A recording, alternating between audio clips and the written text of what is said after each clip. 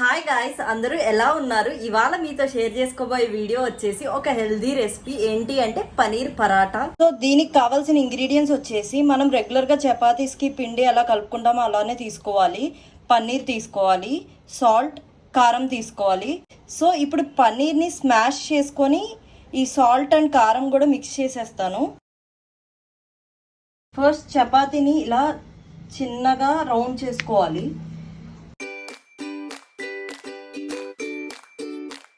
So ఇలా fold చేసేసుకుంటున్నాను.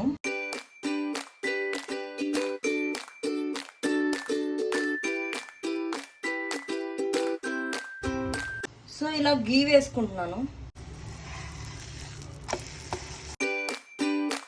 నా పన్నీర్ పరాఠా అయితే రెడీ అయిపోయింది. టేస్ట్ చూసేద్దాము. నేను దీన్ని కర్డ్తో తింటున్నాను. చాలా బాగుంది.